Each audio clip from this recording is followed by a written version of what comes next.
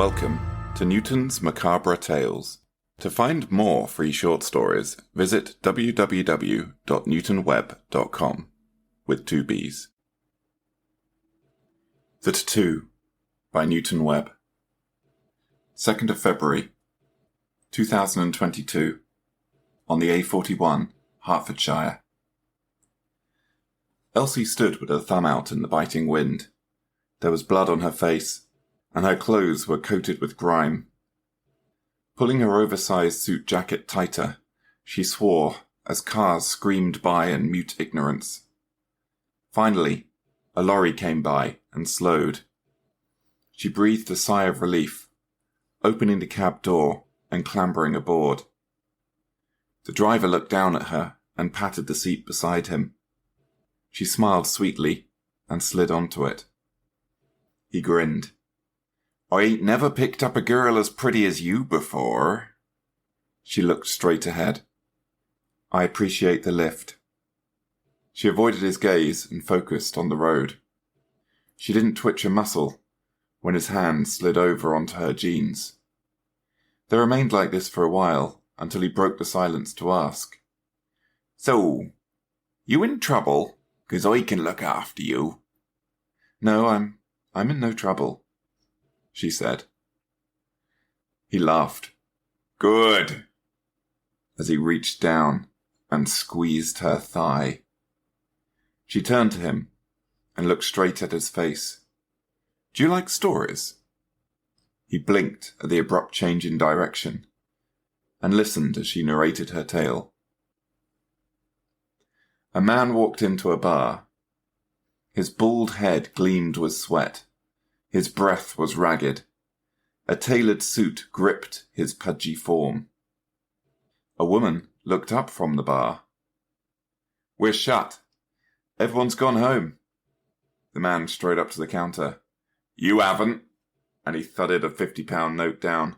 "Double Lagavulin, 16, no ice." He took off his tiny circular glasses as sweat rolled down his face. "We don't serve alcohol after 11, mister." He pointed to a sign which stated that the bar closed at midnight. "Keep the change." She swore under her breath, swiped the 50, and started searching for a bottle of Lagavulin. Eventually she found one, and free-poured a large whiskey. "You here?" he asked as he shook off his jacket. He hung it on a Chelsea hook under the bar. She cocked an eyebrow. "You could say that."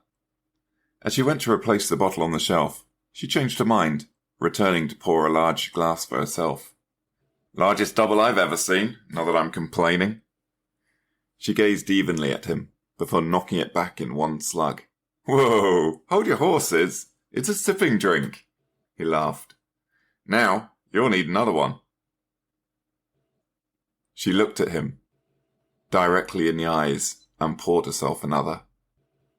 Walking around the bar to the front door, she clicked the lock shut. He pursed his lips and reached for a handkerchief to mop his brow. "I thought you were shut." She smiled. As she walked over, she hoisted herself onto a bar stool. "You just won yourself a ticket to the lockdown." She raised her glass, and they clinked. "My name's Dennis," he offered. The lorry driver waited, then blinked. "That's it? My God, that'd be a terrible story." He laughed. "Just as well you be so very, very pretty. You won't be getting no job as a writer." He shook his head, saying mockingly, "My name is Dennis. What kind of a story ends with that as a punchline?" They drove in silence for a while. She could feel the sweat from his clammy palms through her jeans. "Okay, so here'll be a story for you. I've heard a few in my time as a lorry driver. We boys do like to banter." He sat back in silence, as if he was savouring the moment. "Dave.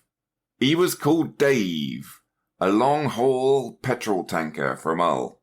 It was a cheeky one, that one. Must have been about 20 years ago now. He had a skinhead and a nose ring. Real hellraiser.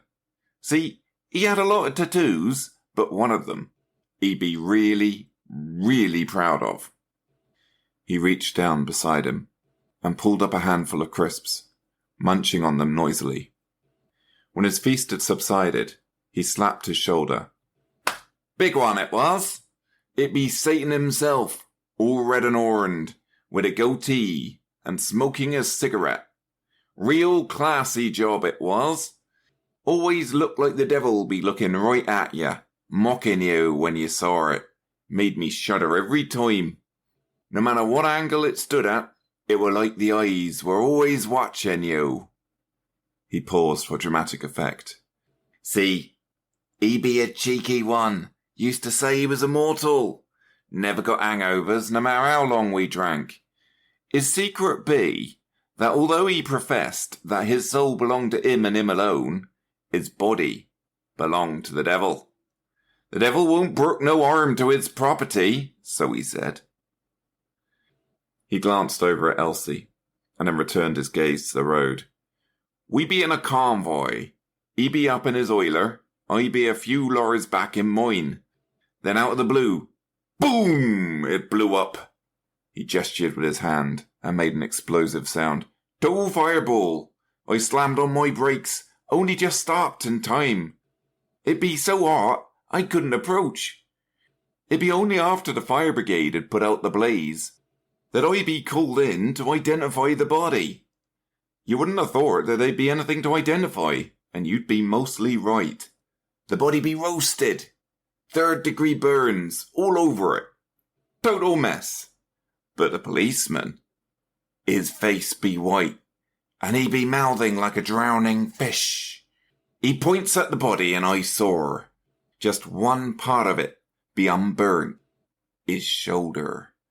That bloody devil be grinning right back at me, surrounded by a patch of flawless skin, flush as a baby's bum. You see, my mate be right. The devil did protect his earthly body, just only the bit that he be living on. Silence filled the cab. The driver burst out laughing. Now that'd be a story. That'd be a real story.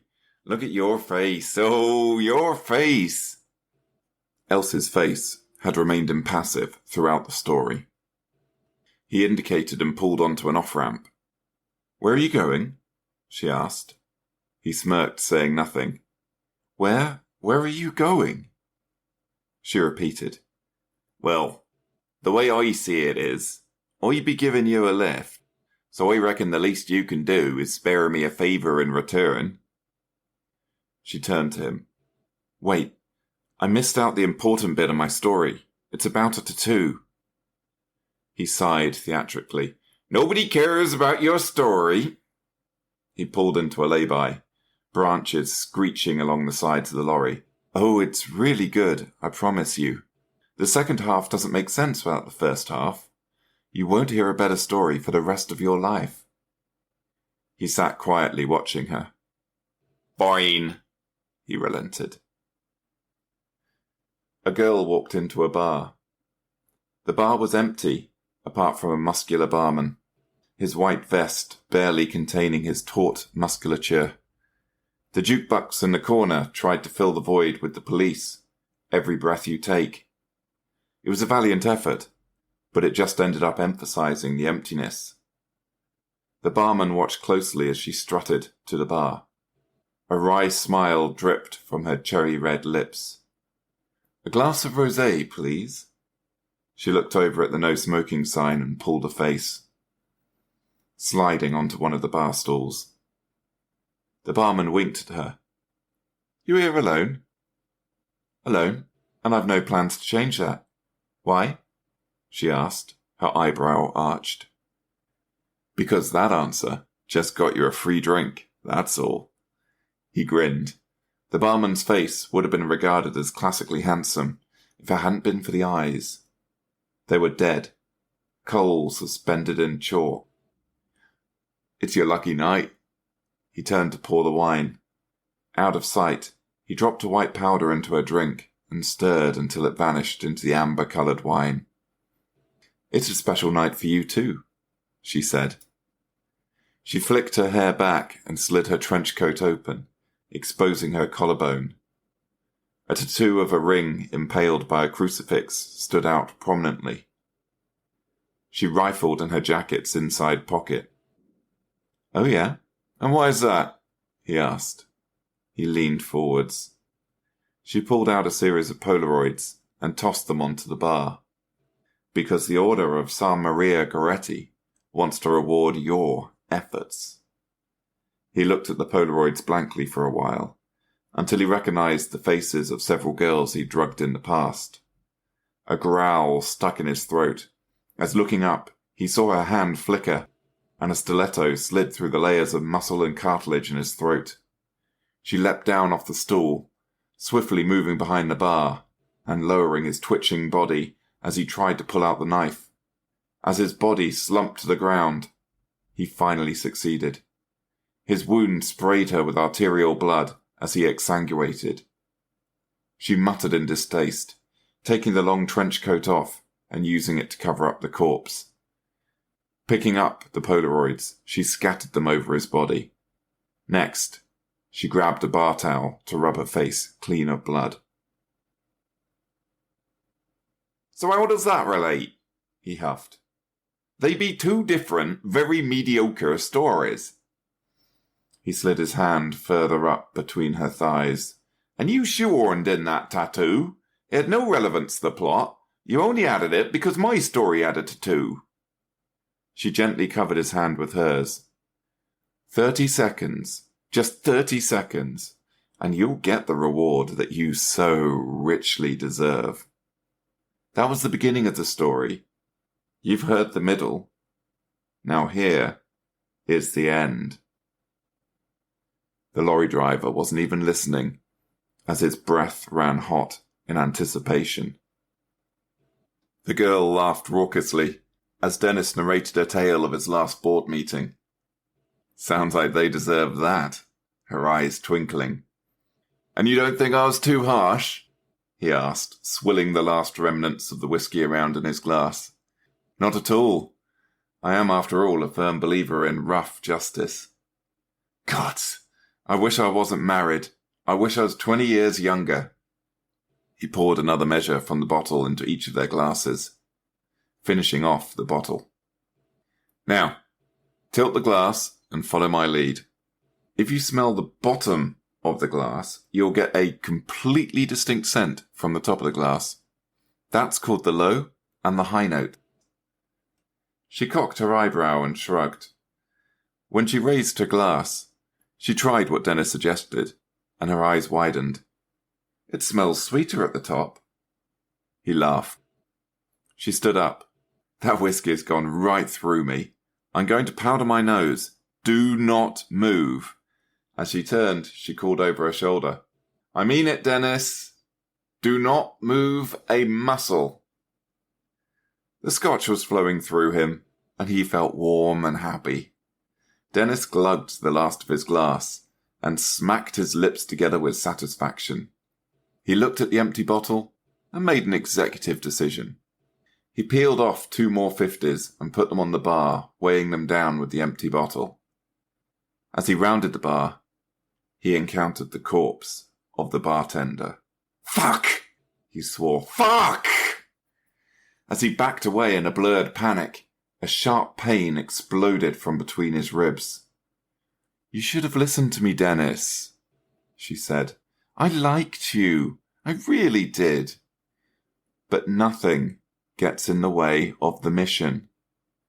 She extracted her knife from between his 3rd and 4th ribs, where it had gone deep into his heart. Wiping it clean on a bar towel, she looked down at the 2 dead bodies. A waste. She picked up Dennis's jacket from where it was hanging and wrapped it around her own body. Then she unlocked the door of the bar and stepped outside into the freezing, cleansing cold.